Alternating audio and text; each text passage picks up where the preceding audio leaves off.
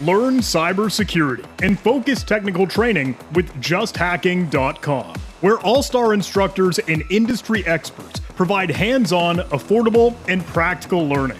Across courses, free upskill challenges, hack-along training videos, and capture the flag competitions, there's always something to hack. With new content twice a month, all throughout the year, plus bi-monthly live streams, you can sharpen your skills in our on-demand and interactive lab environments. Advance your career and level up, regardless of your experience or budget. Forget all the noise and get to Just Hacking. Sign up now at justhacking.com. Hello, everybody. Welcome. Welcome back. Welcome to another Just Hacking training live stream. Hey, super sweet to be hanging out with you all. Happy Friday. Happy weekend coming up quick. And goodness gracious, happy holidays.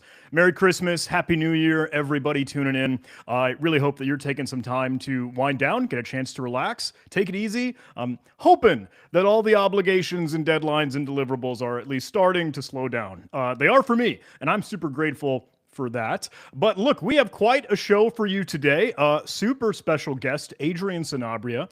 We'll be diving into some cyber deception. I think he's got some sweet demos, a couple little magic tricks, some fireworks to set off. So we'll have some fun with that. But if you don't mind, please do bear with me for the usual run of show, where I get just a little bit of time, like 5-10 minutes. I don't know, maybe 15 if I keep rambling and yapping like I tend to. But let me go through all of the announcements, the spiel. You know, the voice in the back of my head, backstage production in my ear that tells me, John, these are the things that you got to say. Don't forget, these are our notes, the stuff that we want to spread the word for. But honestly, it's a cool celebration of all the awesome stuff that we have been up to.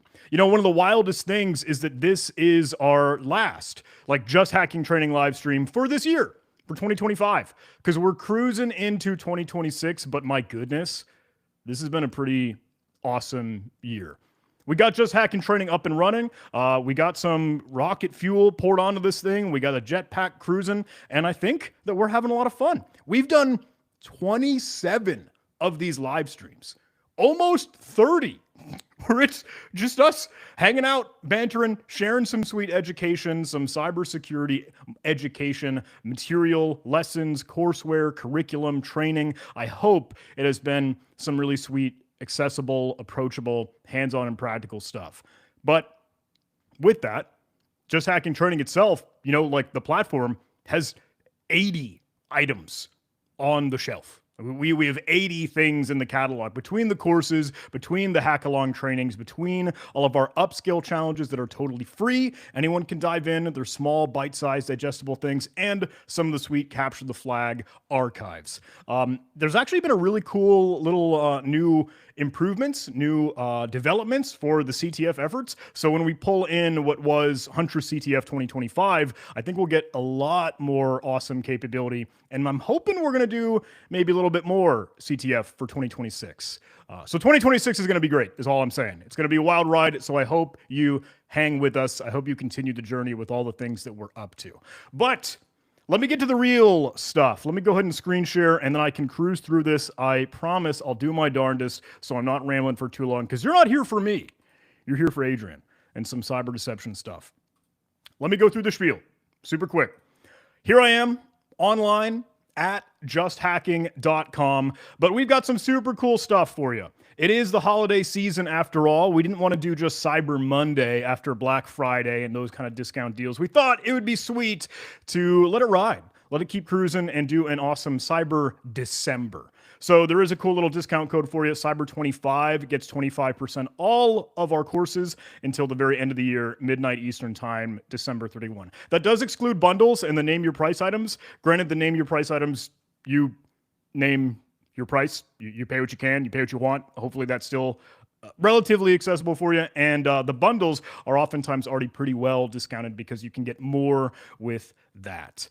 But with that, I do want to note some of the cool stuff that we are cooking up because I wanted to give you a gift, a present, real Christmas spirit and cheer. Hey, we've been able to share, scream, and shout about this in the newsletter, and it's actually been a really awesome, sweet success. I think we've seen about 500 folks dive in to Mishal Khan and his course for OPSEC, or Operational Security Privacy for You, Privacy for Security Professionals. And gosh darn it, we made it free. Free till the end of the year. It expires midnight, December 31st again. But I do hope that you dive in. I do hope that you play with that, because that is some super cool practical stuff to protect you, to protect yourself.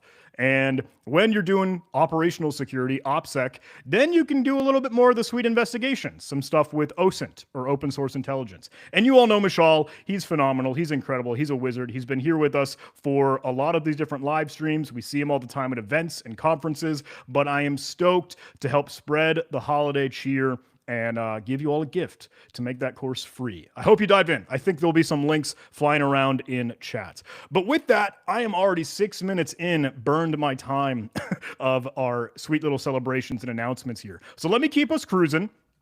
I also wanted to highlight some of the other cool things that are accessible here for us. The courses and paths, just that page. You might know that I love our Constructing Defense course. Constructing Defense is the ginormous, behemoth, massive course and curriculum that really makes the blue team aspect, like cybersecurity defense, cyber back and forth testing different attacks, a little bit of purple teaming, because then you can write your own detectors. You can check this out in a SIEM solution, work through maybe alerts that you might see similar inside of a SOC or Security Operations Center environment. I would love if you would be willing to snag that at the low price that it's available at right now, because 2026 is coming around. And you might notice, this has a sly little title of Cyber or Constructing Defense 2025. There will be a new release and a new update for 2026, but all of y'all that have it already will get a free upgrade to the 2026 edition. That will include some of the sweet new capability that Anton, the genius developer and mastermind behind that course, has been cooking up with some of the AI magic. I know he's been loving a lot of the MCP or model context protocol servers to make even more accessible stuff with all of the information that's available in Constructing Defense. So I hope you do give that some love, and then you'll be able to get upgraded for free to the 2026 edition that'll include that sort of AI teaching assistant for a lot of the material. I hope you dive in. Links again flying around in the chat. Last one I did want to scream and shout about. The most recent release that we've gone out the door, we had our Windows threat hunting, or Windows log analysis with seamless threat hunting, where you don't have to use a SIEM, security information event management platform, because I know not everybody has that. I know you don't always have a Splunk or whatever elk stack. Sometimes you got to do, not to say poor man practitioner work, but literally, genuinely, seriously rip up Windows event logs with open source tools and utilities like Chainsaw, etc. But anyway, that's not the screen that I'm on. I did want to give that some love, but we're also stoked that David Schloss, his phenomenal and incredible style, his humor, his presentation approach, has kept things cruising for Windows malware development. WMD. You know that this has been a sweet saga, already had kind of a beginner path for the introduction, but we're cruising and continuing onwards with the more intermediate and advanced stuff, where we're building out beacons, crafting a C2 or command and control agent. So super cool stuff, more on the offensive security red team side of the house. Look, I don't know if it's obvious to you. I don't know if it's clear, but one of the coolest things with Just Hacking Training is that we're diving into all of these different parts and pieces of cybersecurity. There's blue team, there's purple team, there's OPSEC, there's OSINT, there's Active Directory, there's cryptography, there's a little bit of AI, there's quantum programming and coding, dark web threat intelligence stuff. More on that super duper soon. And of course, the free upskill challenges make these all super duper accessible. We do have one coming out for you super duper soon. I don't think we had it ready in time for the live stream, but we have one of the upskill challenges specifically for PowerShell coming out like checking both my watches because you know I wear two like a psychopath. Coming out today, coming out this week, coming out as soon as we can get it all bundled up, but super excited to help showcase a new developer, new instructor with us, Andrew Pla, and then give some love to PowerShell. You know, a lot of these are covering Golang and a little bit of Python, and the real star of the show today, Deception with Adrian. Hope you give that some love, and please do keep your eyes peeled for our PowerShell Upskill Challenge coming out super duper soon. Last one for me, I promise. I think I'm almost at the 10-minute mark. I don't know. Look, it has been starting to slow down for the end of the year as to what we've been up to. All the different events that we've been able to attend, DEF CON, Black Hat, RSA, B-Side Chicago with our live and in-person training. That was a huge success. One other thing that we gave some love to and really wanted to spend some time with was Andrew Crotty and his Ginger Hacker initiative. Got to dive in on a live stream with him this past weekend alongside Mishal, and that was really, really awesome. Genuinely, it's just a new mission, a new initiative, and a good cause. Thank you all so much for the folks that joined and helped support that worthy cause. And I appreciate you all letting me be part of the party. So, okay, I think I'm done rambling. I think I can tee up the real star of the show today, Adrian. Before I bring him in, let me help set the context. Let me help set the stage for you all. The Upskill Challenge for deception and detection via cyber deception is so cool.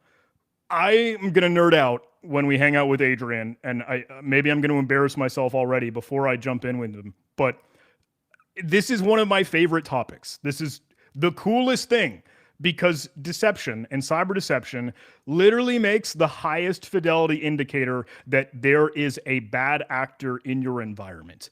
They hit a canary, they trigger a tripwire, they touch your landmine that you've prepared so that you know there are hackers in there. So cool, super sweet stuff. But let me stop rambling and let me bring in the real star of the show. So I'm going to stop my screen share. Stop screen share. Not stop screen. I was almost going to click the stop streaming button, and you know that's very real and very live in the moment when I do that. But I think we're ready. Adrian, if you're with us, I can't see you backstage. I asked for this thumbs up when I still can't see you, but I don't know. Maybe it helps. Thank you again and again for being willing to join us. Adrian, if you're ready, I'll bring you in with the sweet little countdown. 3, 2, 1. Adrian. Hey, how's it going? Hey, I'm phenomenal, my friend. How are you? I'm great. As we were talking backstage before we went live, this is the last thing I'm doing this year that's on camera in my studio. So I think it's a perfect thing to end the year with because, like you, I nerd out like crazy when we get into deception. It's one of the most fun things I think you can do as a defender. Well, thank you again. You don't get a lot of fun stuff. No, I know it, but thank you so much, seriously, for being willing to do all of this. Thank you for your help and contributions with this whole Just Hacking training endeavor. Thank you for jumping on the live stream. I know I'm going to say it all too often. I'm going to sound like a broken record, but it's always just gratitude from me. And especially thank you for helping share some of the sweet education with this. Before we dive in, though, would you be willing just to, I don't know, kickstart the party with some intros? Who you are, what you're up to, and how did you get to doing what you're doing these days? Yeah, sure. So I've been in cybersecurity since 2001. Before that, I was doing IT stuff also. Have a background doing tech support for dial-up internet and broadband internet right when it came out. Two of the toughest jobs I've ever had, patience-wise. Imagine trying to fix somebody's internet, but they can't try anything because they're talking to you on the device that they need to connect to the internet. So you're just looking for stuff wrong, and you can't see their screen. So, think of the most non-technical person and imagine walking them through something on a Mac, on a PC, without being able to see what they're seeing. So that prepared me for a career in information security where you have to have a lot of patience. But I was on the enterprise side for a decade. Wore pretty much every hat. Chief incident handler for 5 years of my career at large payment processor was a great place to learn cybersecurity. They didn't want to hire extra people, so I was young.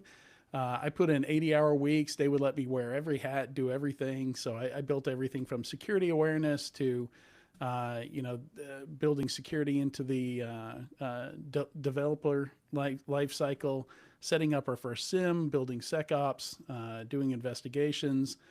So many investigations. Never hacking stuff either. Like, you don't hear that a lot, but people dealing drugs internally, embezzling money, espionage, foreign agents inside the company, working as contractors, all kinds of crazy stuff. I was a pen tester for many years, and a PCI QSA at the same time, which was sometimes interesting. I don't think you're supposed to be the pen tester for the company that you're auditing for PCI at the same time in the same week, but that happened a few times.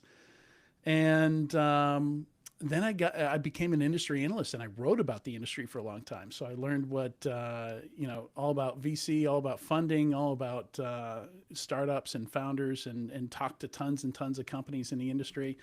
Started my own consulting firm, which got acquired by a vendor, and we are mostly focused on enterprise services, pen testing and things like that. I actually tried to rebuild the pen test from the ground up. You can still find "It's Time to Kill the Pen Test" titled talk that I gave at RSA back in 2018. That's a different discussion though. And yeah, now I'm independent, and I worked for a bunch of startups. I got tired doing that, and I'm mostly in front of the camera now. I do a couple of podcasts. I do a lot of advisory work through IONS. I'm faculty over at IONS, and do a lot of work for enterprises there. So I get visibility into what problems people have. And then on the other side, I'm doing a bunch of webcasts and podcasts for Cyber Risk Alliance. So I interact with vendors a lot too. So it's always interesting to see how, what people are selling kind of match up with the problems that people have, or don't match up, as is often the case. Well, I'll admit I had known you, and I think gotten to know you a little bit through Security Weekly, one of those shows that you are always out and about with. And I think that's been a huge success. I think a lot of folks maybe tuning in are already familiar with that one and maybe listening already. But I remember when we get to catch up in person, maybe this is silly, but I have this memory that sticks out in my mind, and I don't know why I remember it. But at RSA, you and I got a chance to catch up amongst the like crazy zoo vendor floor trade show, and we're just kind of sitting on the couch, chilling out, talking about content creation, talking about education, talking about the work that we do. I don't know why it sticks in my mind. Yeah, but that was such a sweet experience, because I just remember the chaos surrounding us, and we're just kicking back, chilling on the couch.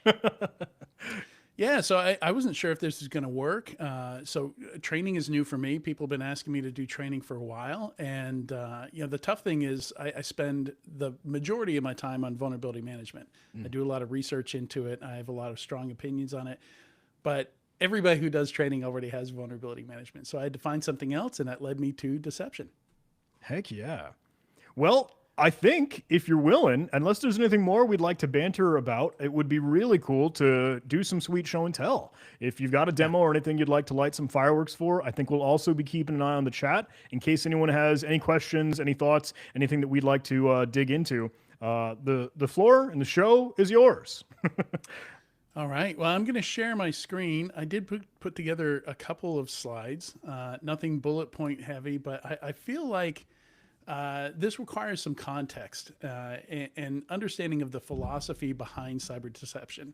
So usually you hear about honeypots when we talk about cyber deception. And I generally dislike the term deception because really what this is a detection mechanism. Like, people hear deception, they're like, oh, I don't know if legal is going to let us do that, right?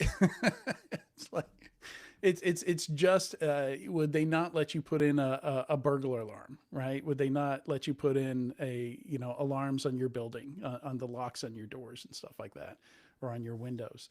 And that's effectively what it is. So I think of it more as like early detection, an early detection mechanism. So I think that helps some people get past it. You'll notice a lot of the commercial vendors out there that do deception have different terms for it. They don't use the terms honeypots often. They don't use the term honey tokens and things like that. They've breadcrumbs. There's all these different terms that they use, but it's really the same thing. And I think what's so exciting about this is security operations and detection engineering is really hard, right? Like, later on in here, I have a slide that's the attack matrix. And there's so many things that attackers can do.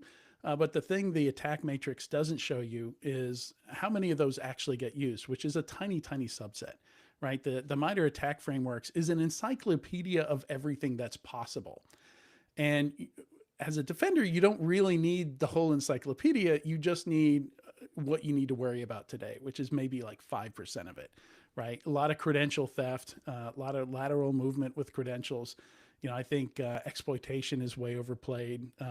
But if you have one of these 5 devices from these 5 manufacturers, absolutely you're going to get owned as soon as there's remote code execution in that. And for whatever reason, you have the management port of your firewall exposed to the public internet, which is never a good idea. So the nice thing here, you've all probably heard the terrible saying that just gets me fired up every time: an attacker only needs to be right once, and a defender has to be right every time. And that really only holds weight for that initial foothold. So sure, from the public internet, they get to hammer you with as much stuff, as much as they want. But the moment they're in your environment, that flips. All of a sudden, they have to be sneaky. They don't want to set off alarms. They don't want to get caught. Now they have to be right every single time. And you only have to catch them once. And the math of the thing flips. So, and the reason that is because they don't know what to expect in your environment. And we might actually see this change with AI agents. With AI agents, if your enterprise had the poor foresight to give an AI agent too much access to your environment, too much knowledge, some of these AI agents that run on your endpoint, we've already seen attacks where malware incorporates a prompt and says, I don't know where the good stuff is. You show me. Where are the SSH keys? Find them for me, zip them up, upload them to this GitHub repo where I'll pick them up later. And so this kind of fog of war that the attackers have forces them to do certain things. They have to scan your environment. They have to search around for things. They've got to go find some file servers, plunder them for documents, for the passwords.xlsx that always exists, even in 2025, will continue into 2026. There are organizations that require their employees to put clear text credentials for services that are shared into spreadsheets. And that's going to continue. And you can use that against them because generally we know what they're going to be looking for. We know what's going to get them excited. If they find credentials, if they find a document that looks like it has juicy intel in it, we can name something that we know is going to get attackers, whether they're attackers or pen testers. And I think that's one of the keys here in rolling out deception is you should be catching your pen testers every time, just all day, every day. And if you're not, you've used it incorrectly because it should be super easy to do. And yeah, passwords.xlsx sounds like, oh, that's way too obvious. I can't name it that. They'll know that it's a ruse. But that is literally what these documents are called. I spend a lot of my time investigating, doing postmortems when there's public info for stuff. And I comb through some of these leaks that come out of enterprises. There is passwords.xlsx in every one of them, or passwords.docx. People are still doing that. So there's a couple different ways of approaching this. And one of those is what I'm going to talk about today and what I kind of subscribe to. So this is like becomes like a personal religion philosophy in deception, is I like the simple approach. Like there's just a token or a system or a service or something like that, that if you touch it, an alert fires off, we get it, we go into action, do whatever you need to do to contain, eradicate, kick out the threat. But there's this other, so I've got the two bridges here, right? One very simple, probably cheap to build, probably didn't take a ton of time. And then a very complex one was probably very expensive, took a lot of time to construct. And the other side of it is building these kind of like cyber ranges that mirror your environment, this kind of pocket dimension for the attacker that you trap them in, and they still think they're hacking you, and you can study their behavior and stuff like that. But when I actually talk to people, nobody's got time to build that. Nobody's got time to monitor attacker behavior. They just don't want them in their environment, right? They just, like, if you think back to FireEye's big thing was, oh, we're going to catch the really sophisticated malware and analyze it for you, right? Nobody I've ever met has time to dig into that analysis. They're 5 people too short. It'd be lovely if we had the time, but we don't. We would just rather kill the malware, right? And go back to whatever other thing that we were trying to get done. So I kind of subscribe to the simple side of this rather than the complex. And John, feel free to jump in. I've noticed you kind of pop back and forth. No, I'm keeping some visuals, making all the attention span retention stuff. But I think I'm right there with you. I think the simple stuff tends to work, and sometimes I feel like we forget what we maybe even belittle as like, oh, the bare bone baby basics. But like the reason a lot of us keep screaming and shouting about that is because it's the right answer. And I know even, for my day job, I'm over at Huntress. We work with a lot of folks in the channel, like managed service providers, small mid-market businesses, but we're moving up to get a little bit more enterprise, all company support. But yeah, the truth of the matter is, hey, we saw this wild infection. We see this threat actor. We see this hacker doing all this lead stuff. Oh, here are these commands. Here this implant. Here's this DLL hijacking. At the end of the day, end customer does not care. They don't care about the attribution. They just want the malware gone. They don't want that intrusion. They don't want the compromise. So I agree. Sorry, I think that just rings true, and I'll give you the +1. December 19th, 5 p.m. on a Friday, they want to go home and wrap some presents and drink some eggnog, or some boozy eggnog or something like that. They don't want to be there the whole weekend because, some incident went down. And yeah, you're absolutely right. And, again, like just getting past this, like why would we make it easy on attackers? What if we thought of malware as fragile? What if we thought about attacks that assume the environment that they're going into as fragile? Like in a lot of cases, even if you install Windows on a D drive instead of a C drive, all of a sudden a lot of malware just breaks. It didn't know what to do. Like they could have written the malware using environment variables to see like where the app data directory is and things like that. But no, they don't. They hard code it, right? Like they could have been smarter about it, but yeah, I don't know if they were smarter about it. They might not be criminals. They might be doing some legitimate gigs if they're available where they live. But yeah, why not have a bunch of booby traps? And so I am going to hold some things back today because there's so much you can go into in this training course, and I'll get to some details on that later. But one of those, like immediately some of the questions start popping up. Well, I don't want to catch my own employees. What about false positives, stuff like that? So there's a whole system of thinking that you go through for that. But a lot of the work that you do, John, a lot of these details do help you figure out what deception techniques am I going to use? Where am I going to put them? Because they help you spot those patterns that are common. Like every single time malware has to do this.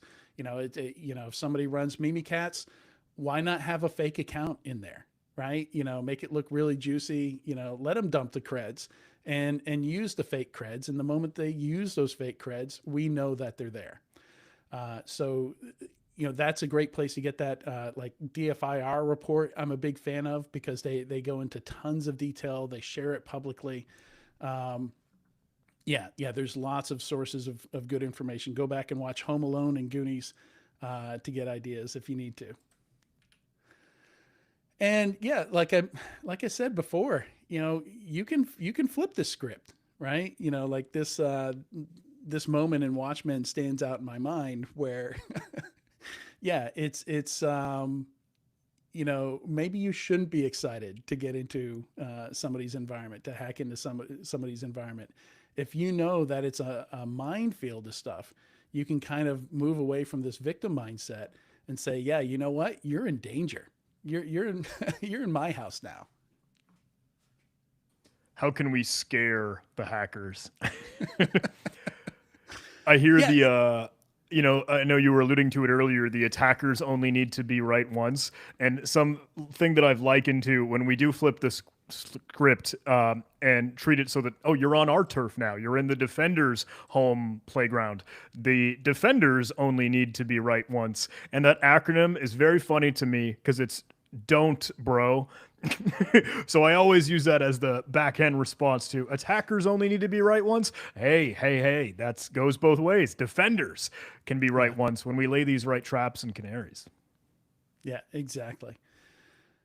And yeah, so what happens when so this is one of the questions that often comes up. Like, could the attacker figure out that it's a trap without triggering the trap? And the answer is sure. But how is your behavior as a pen tester, thinking with an attacker mindset, going to change the moment you notice that there's traps? The moment you notice you're standing in the middle of a minefield, how is your behavior going to change?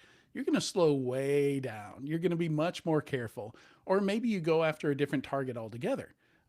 With so many targets out there, this is something we hear often. Like, yeah, an attacker got in. We can see they got to this point and then they just pieced out. All right. So this is going to be hurting cats, but I have ADHD. So all the cats are right here. They're in my own head. So let's see how this goes. So first, I want to talk about just some of the basic tokens here and how they work. A lot of these tokens work by reaching out to a web server somewhere and just touching it, right? The fact that you loaded a page on a website is enough. If we so we'll jump in here, we'll create some, or pinging a DNS address, because you can create like infinite CNAMEs and things like that on a domain. And if those can be unique, you can use those to know that, hey, this was this token in this place at this time. Can I help color the picture here? I think, yeah, go for it. Because you jumped over to Canary Tokens, canarytokens.org, which I should is have described it. awesome. No, I mean, it comes from Thinks Canary, which we know and love, super smart folks over there. But one of the best things about this, and I know some of the other resources that you're going to show, are that these are free. They're totally accessible. Like, anyone can go to this resource, go to this website online, and get one of these things up and running, right? You don't even have to create an account. You can just start creating tokens. Feel free to pull up canarytokens.org while I'm doing this and create some and play with them yourself. But yeah, let me, I'm going to have to, now that I'm doing a demo, reconfigure my sharing so that I also have a terminal up as well. Cool. So if you need to drop the screen share or anything, I can help cover any air coverage. But look, these are some of the sweet resources that I know are in Adrian's Upskill Challenge. Again, free, totally accessible, all online. We'll have some links flying around. But I love the fact that anyone can play with this. I love the Thinks Canaries, and we've showcased these in a couple YouTube videos on my own channel. And I know there's a lot more to dive into.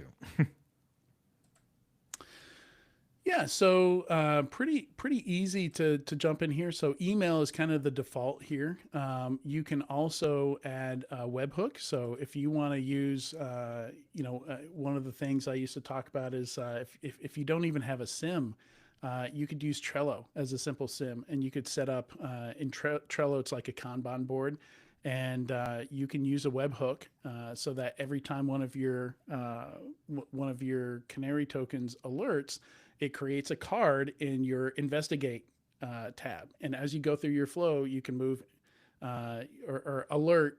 You can have an alert column, move it over to the investigate column, move it over to the completed, however many columns in your investigation workflow you need. Just an example, you could have it come into Slack, into Teams, anything else that supports webhooks. But today I'm just going to use an email address. We all have funny domains. This is one I just have for moments like this.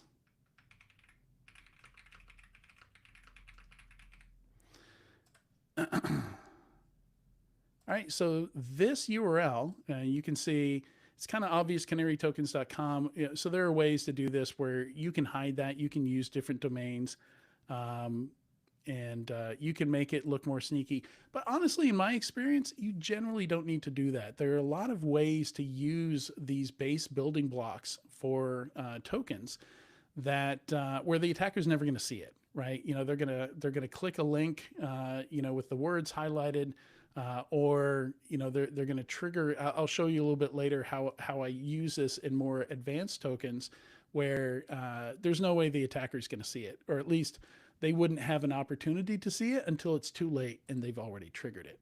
But just to demonstrate this basic one, we can just wget this. We can come over to manage canary token. We see it's been triggered one time. We can check the history, and there we go. We can click this and we can see it was a web bug token over HTTP. I used wget, even shows you the version. So pretty much any kind of browser, anything will send over some kind of user agent, even if it's like an AI bot crawling website, stuff like that. They all have a user agent field, and generally that tells you some information about it. You can totally spoof this. And again, in my more advanced example, I'll show you how you can actually smuggle information into this, and you can put information into this user agent field to tell you more about who the attacker is and what they've done.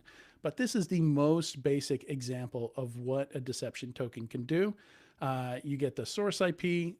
This is coming from my home network, so spare me, please. I didn't have time. It will tell you if it's Tor or not. I didn't know how that would work with Riverside being on the same box, so I didn't connect my Proton VPN. But yeah, that's the basic one. And now I know, if I put this in my password database, for example, or something like that, now I know somebody's in there, because that's the only way that you could have triggered this. Is, because I wrote it down on a piece of paper and put it in a safe, or I put it in my password database. And that's kind of the idea with these tokens. Obviously, with a web bug, that's not quite the right form for putting in a safe or something like that. But you know what? Here's a QR code. All that QR code does is translate to a web bug, right? So most of these have either the DNS functionality, which we can create a DNS token real quick too.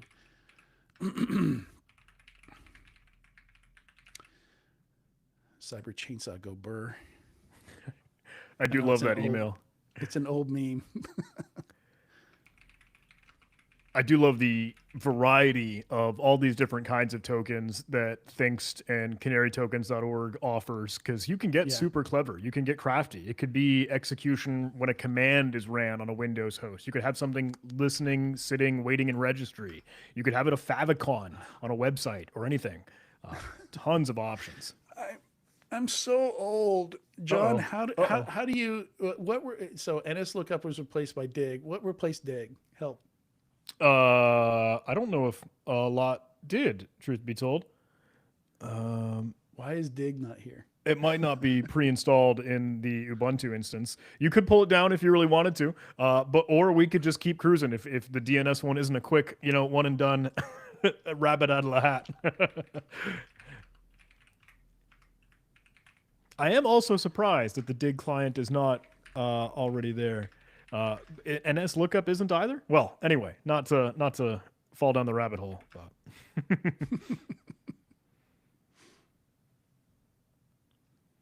Now, I know you have Canary tokens up and running. I know you also have a tab open for TraceBit, who are some good friends. They are a partner of ours over on the YouTube channel, so I love the stuff that they're up to. And even more community edition stuff. But, oh, cool. Looks like you're getting a ton of hits here. Yeah, look at that. Yeah, so just running Dig somehow hit it 6 times. So that's interesting. Sometimes you learn the behavior of different things. So sometimes enterprises deploy these deception methods, and they find that some security software was doing stuff that they weren't aware of. Like a lot of AV agents will run port scans, and a lot of people aren't aware of that. So the moment they install like a honeypot on their network and starts getting scanned by other workstations, they think there's something going on. And this is something every time I've trained incident trainers, understanding the behavior environment in your environment is super important, because if the first time you're looking at PCAPs or you're looking at application software behavior, there's a lot of stuff that's going to look fishy, that's going to look really bad, but it's just totally normal. So there are a lot of AV EDR agents out there that will just run port scans on stuff around them, and people get alerts and freak out, but it's normal behavior. Maybe it's not behavior you want, but it is normal behavior. So yeah, again, we get some basic details there, what IP address they came from, and yeah, so these are the basics. And as John mentioned, there's a ton of other different options out there.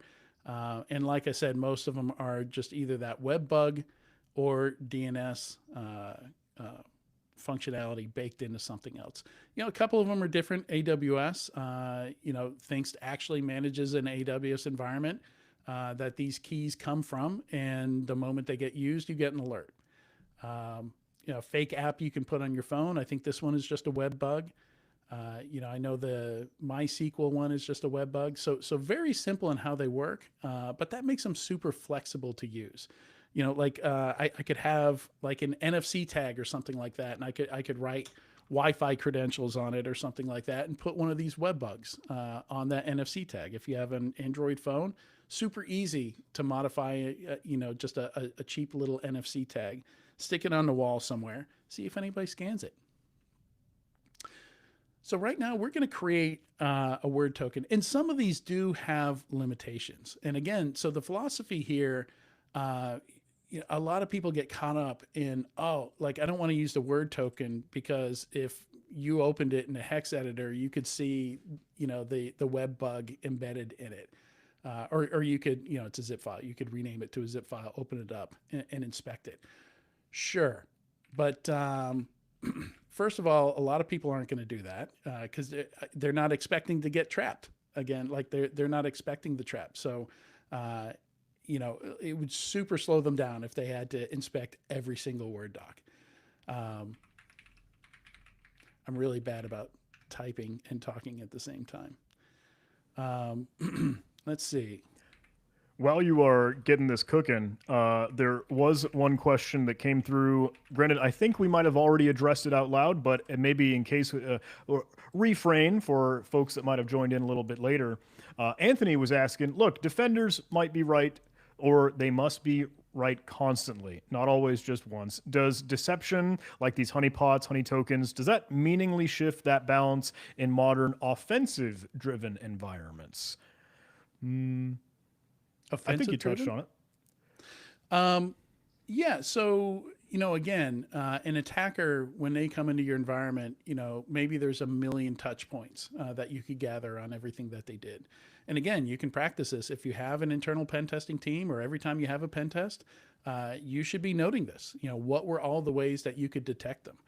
Very rarely in my pen test career, and again, this is kind of like time to kill the pen test. One of my big points there is very rarely are people using it to improve their detection engineering, their detect and respond capabilities. But you don't have to detect everything they're doing. So again, all you're looking for is just, the notification that somebody is in the environment. You only need one of these traps to trip to know that they're in there. And then you turn to your EDR, your NDR, all the other data that you have, because that thing that triggered is going to give you an IP address. It's going to give you some idea of where they are in the environment. Because again, the only place that canary token lived was on that one web server, right? So now you know where they are. Somebody's in there doing something they shouldn't. Maybe it's an insider, maybe it's an outsider, but that's where you start the investigation. So the purpose of this is not to gather all the information on the attacker. Again, it's just early detection. Sweet. Okay, so we produced a Word doc here. I'm going to open it up, and by opening it up with Word, so again, like if I were to open this up with Google Docs and not with Microsoft Word, it probably wouldn't trigger. So it's good to understand the limitations of some of these. And it's just a blank document. And I didn't name it anything really interesting. But what if I were to rename this? Let's see. Let me rename it real quick. Let me use the name that I put in here. So this memo is super important. The last thing you want to do is create a Word doc like this and put it on every employee's laptop. Because then what happens? It triggers which laptop? I don't know. It could be any of the 1,000 laptops. So actually what you want to do is you want to write a script that deploys these tokens across all the laptops so that when it does trigger, you know exactly where it happened and you can pinpoint that. All right, so again, better name, but still blank. But I have prepared another document because this is a functional Word document. I mean, it is triggering. And I just had ChatGPT produce something that looks like maybe what a build document might look like in an organization. Maybe it's not what it looks like in your organization, and you definitely want to pull all the AI prompts out of it before you actually deploy it. But yeah, like there's a lot of very specific information in here. I basically did a find replace for my use case. AI was very useful for this and in general is very useful for creating, names that sound real. And let's see which one. Now I'm mixed up.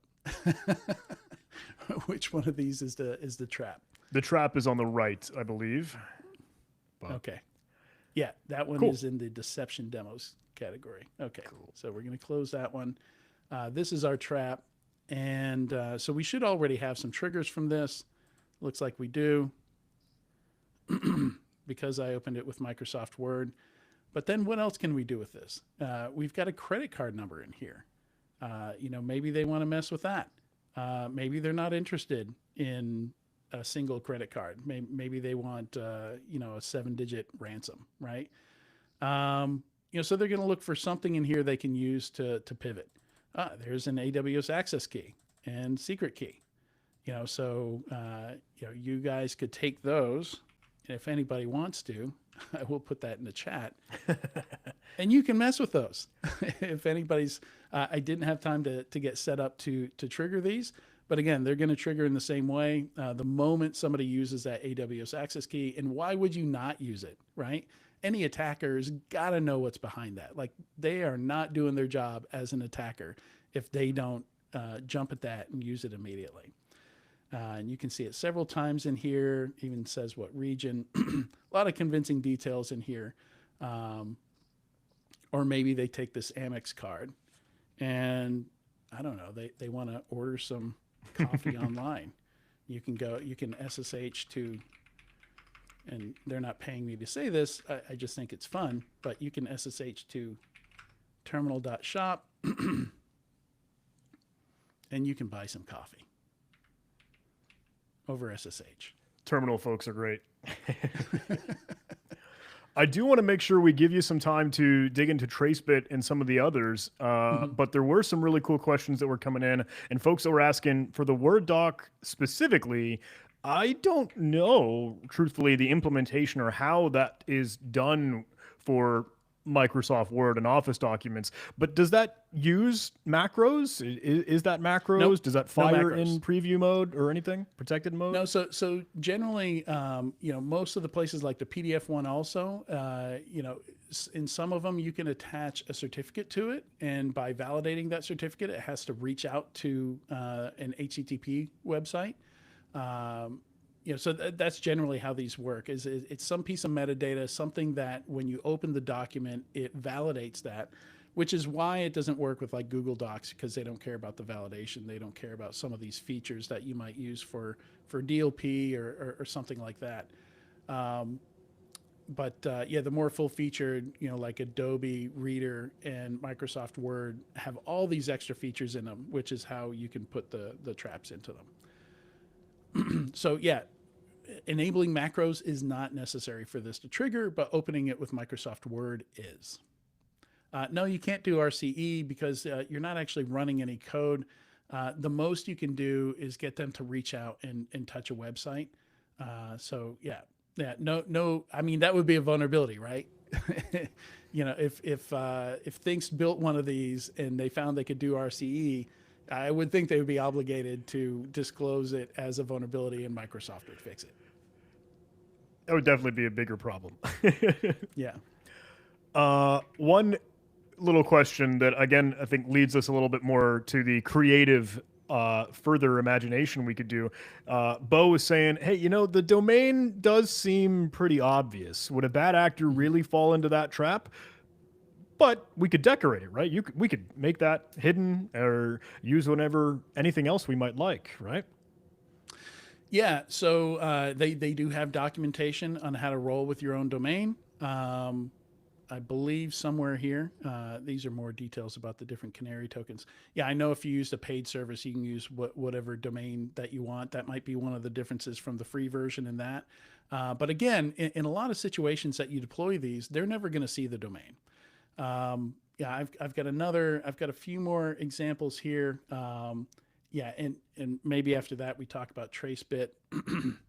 I have so many environments here. I made some notes on where I actually put these. So for my Kali VM here, if we go to, okay, let's say I stole some SSH keys, right? And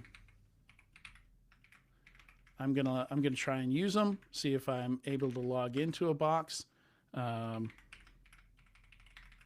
Okay, maybe it's password-based authentication. Stole creds, not a. Oh, is that a different? Let's see.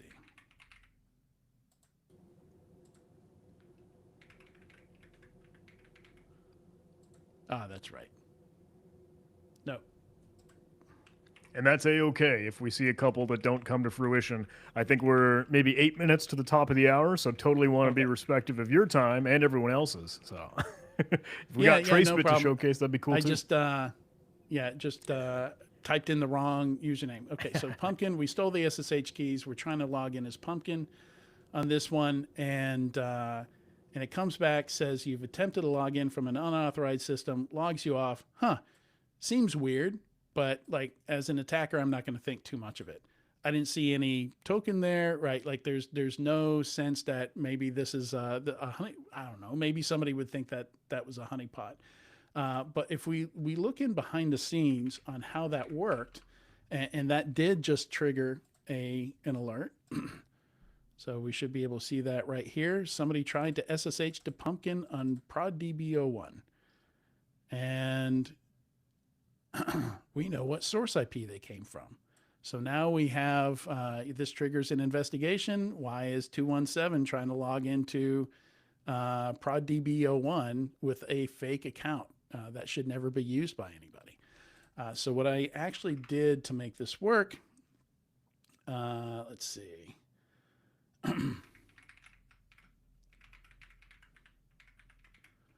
is basically, again, can't talk and type at the same time, makes live demos difficult.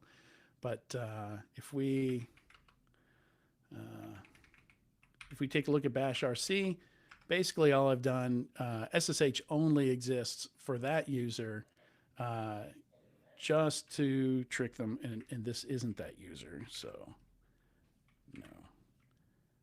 I need to do home pumpkin. No. Permissions might trip you up since that's a different user. Oh, right. Yeah, I need a sudo.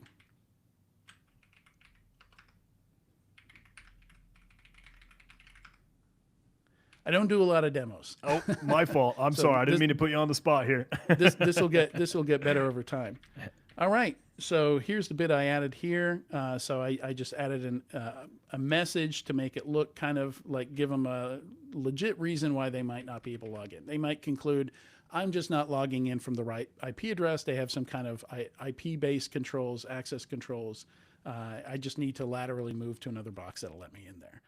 And then I'm grabbing the client IP that they're logging in from, because that's important intel I need to start my investigation, which we did receive over here. And yeah, so I'm using that. Remember earlier I mentioned you can smuggle data in the user agent? Well, here's an example. If you use curl with a dash A will allow you to set whatever user agent you want, and that user agent can have environment variables in it. So that's how I'm pulling the username, the host name, and the IP address that they're coming from. So anything that's an environment variable in the system, and I can create a lot of things as environment variables related to the person trying to log in, I just stuff that into the user agent and I trigger our web bug here. And now we basically made a detection, a custom built detection. Anytime somebody logs into that SSH with that account, which, maybe we put it in a build doc, maybe we put it in a, not just documentation, but a password database somewhere. There's all kinds of places where you can put fake accounts and make an attacker have to use them. Again, because that's how most attacks are happening. They're stealing accounts and they're laterally moving around using those accounts. And this is a way you can use it against them. And then that same thing. So anything using this method works. So like you can create a wrapper for a binary. Say that, let's see. Nope. I've forgotten how everything works. Are you trying to break out of Nano right now?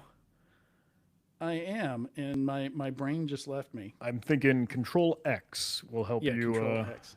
quit out of there. Everything but that. Good Lord. It's the classic Nano versus Emacs versus VI war, you know? Yeah. That's all right. And like here, if I do, okay, let's see, say I hacked into this system. Oh, it's got Netcat. I want to create a listener. Boom, I've got a listener. But I've also triggered another one of these alerts, because again, so Netcat, what I did is I created an alias with Netcat. The alias is NC, and aliases take preference over the actual binary in the path. So that alias will execute first, and it leads to a shell script that I've hidden in .local, and that shell script triggers an alert, triggers one of these canary tokens. So again, they don't see that. They would have to explore aliases. They would have to do all this extra research to figure out if they're in an environment with traps. And then again, like some of the honeypots that you can build out there, and there are, I just want to share some of those resources here. Like Open Canary is the open source version from Thinks Canary. These are a lot easier to fool attackers with, and the commercial ones they have, are almost picture perfect with some of the different devices that they mimic, down to routers, mainframes, all kinds of crazy stuff. All right, so Tracebit. The cool thing about Tracebit is that they, this is a more modern implementation. They're a newer company. And one of the things we're seeing a lot are info stealers, right? If I can get your auth token for your logged in Slack session, or, whatever SaaS you might be logged into in your browser, it's insane in 2025 or almost 2026 that I can just move that cookie from your computer to my computer, bypass your MFA, bypass authentication, everything, right? So that's one of the things they do, is they will actually implant tokens that are browser cookies. So again, we know what the attackers are doing. All we're doing is setting traps in their path. So a lot of really good stuff here, really easy to deploy. There's actually they say if people use my referral link, which I'm going to drop in the chat, I get more features. So it's one of those community tools. Excellent. Refer to more friends and you level up, that kind of thing. Thinks doesn't do that, but Tracebit does that, and I want to see what other features are in there. So feel free to use that referral link, and super easy. You just download the CLI. They have the CLI for a bunch of different platforms, and it walks you through deploying every bit of it. It's like open up this in your browser to put the cookie in your browser, put this in your password database. It has nice, holds your hand, nice instructions that walk you through the whole thing. Also in your email. And again, where to put these things, and the training course is going to go a lot more into this. Let me get my last slide up here. There's so much you can do with where to put these. Yeah, of course you're gonna put one in your inbox. That's one of the key places attackers are going to break into and look at. And we know what they're going to search in your inbox. Like we have a general idea of that. So make sure that deception looks spicy, looks like something they want to click on. And again, that's another place where you can layer in multiple different layers of these. But back to you, John. I see we're at the hour. Might need to wrap here. Well, hey, appreciate it. Again, we can totally run a bit longer if we'd like to, if there are any other fireworks. Maybe not everyone. If you got to jump, if you got to dash, totally A-okay. But up to you, chat, if we want to keep cruising. I just love, again, these resources, these capabilities. I like... There's, something silly that we tend to say of, oh, we go where the hackers go so we can catch them, so we can track things down and lay in these landmines, lay in these traps, these tripwires, these honeypots, canaries here and there are very, very, very cool. I don't know if I'm maybe spilling the beans or anything, but I am so grateful for you already doing everything you've been up to with the free upskill challenge. But are you cooking up a little bit more? I know, maybe for the future, is there more courses or more training and more hands-on stuff with this, with Just Hacking Training for you? Yeah. And that's really what this slide is kind of teasing out here is everything I've told you so far. Like already some of the questions are coming out, and this is designed to answer all those questions. So a lot of using tokens, because they're so simple and because they're so flexible, there's so much to talk about. How many do you use? Where do you put them? How do you ensure employees don't accidentally trigger them?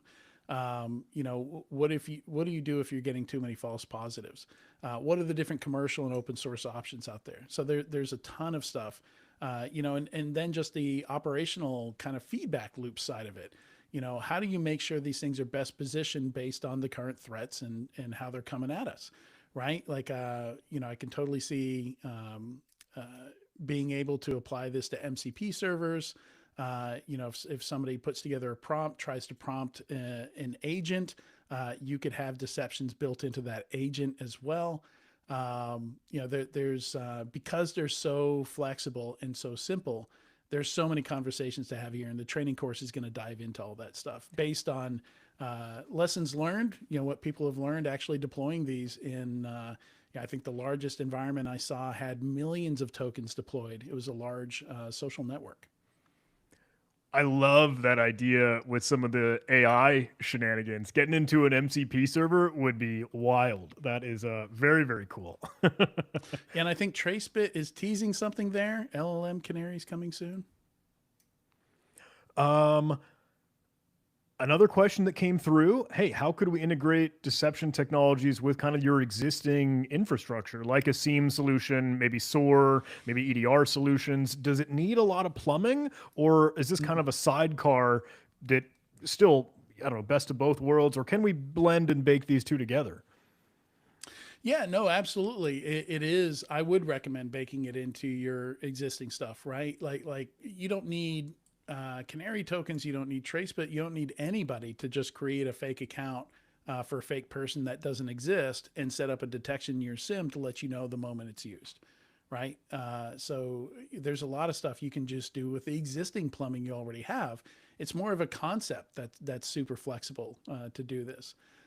So an account canaries are really, really good. You can even have data canaries. I've seen people put a fake record in their customer database. Every week they put a different fake record in there.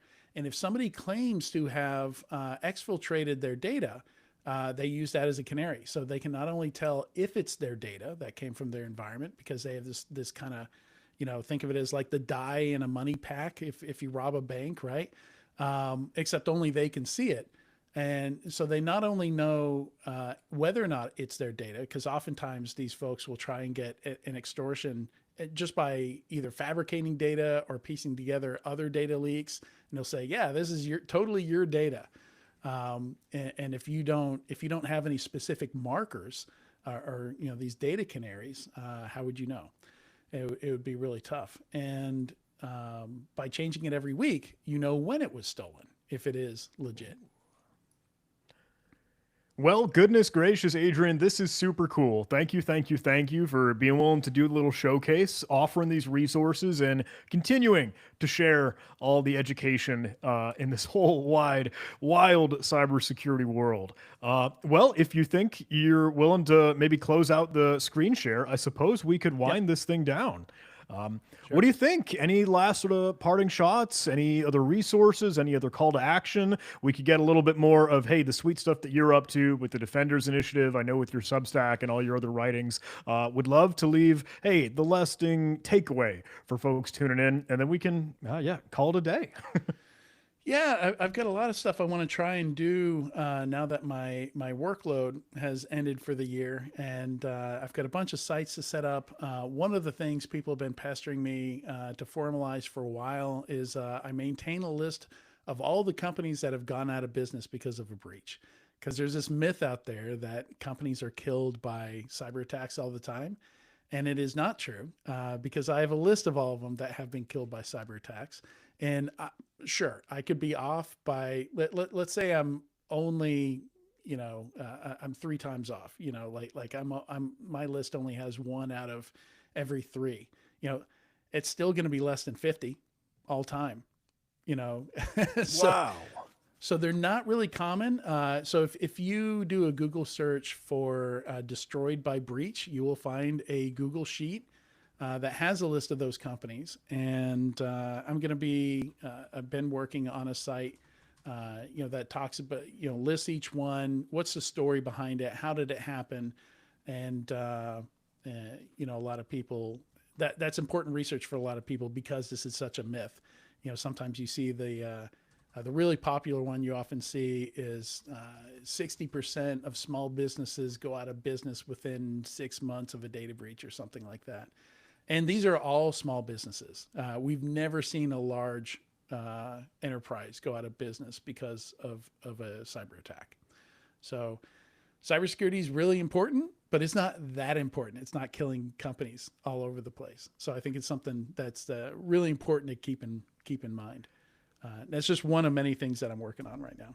Well, that's a super cool perspective because I know everybody's, well aware of the Have I Been Pwned database and, tracking different breaches themselves. But even then, what is the aftermath? What happens? Does the company sink or swim? Do they continue? But if the reality is, hey, usually they just keep cruising. I don't know, the balancing act of whenever cybersecurity is brought up as a cost center for organizations, it's still something we should take seriously, but it may be a really interesting thought to look, you're going to get by. Yeah, it's just really tough for a smaller business to be resilient. That's right? true. Like a lot of them went out of business because they just had no way of restoring the data that they had. Or in some, in one case is with Knights of Old, which is a 117-year-old UK-based shipping company or logistics company. They had a cyber insurance policy, but it didn't pay out until 2 months after the company was gone. Right. Wow. They needed that money a week after the attack for payroll. They just didn't have a lot of savings. And they just ran out of money, had to lay everybody off, had to shut down the business. The Jaguar Land Rover case, the only reason they're not out of business is just because of their immense size and the fact that there are 5,000 other businesses indirectly impacted or directly impacted by them shutting down manufacturing for cars. So once you get up to that size, they can't go out of business. A government's gonna, it would have too much impact to the economy, to the community. So, the UK government is giving them $1 billion plus no interest loan. Well, if we all put in a little bit more cyber deception, if we all laid a couple more canary tokens and trace bit traps and tripwires, hey, maybe we could see a different world, because then you've got that high fidelity indicator, then you've got a real proof, undeniable proof there is a bad actor in your environment doing maybe things that they shouldn't. So thank you again and again, Adrian. Thank you for showing us the ropes here. Thank you for the extra little slides to add some context, to get the background, all of it. One more thing I wanted to mention that's connected to this is I'm giving a talk at RSA with Adam Shostak about the importance of breach transparency. And these examples we're giving here, like where do we use these canary tokens? Well, if we had more details about how companies failed and got breached, we would have a better idea of where to put them, right? Cyber insurance would have a better idea of what to require when giving you an insurance policy. It's just so important to have that information for a lot of things. In any industry that cares about safety, whether it's maritime, aviation, public incident report comes out, all the details you could want, that a pilot could want, that a airplane manufacturer, ship manufacturer could want, to make sure that it doesn't happen again, or to reduce the chances of it happening again.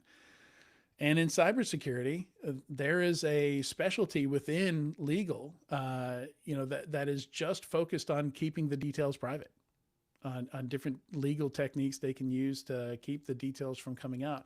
And for me, I don't care who it was. Like, I just want to know how it happened so I can help people, make sure it doesn't happen to them.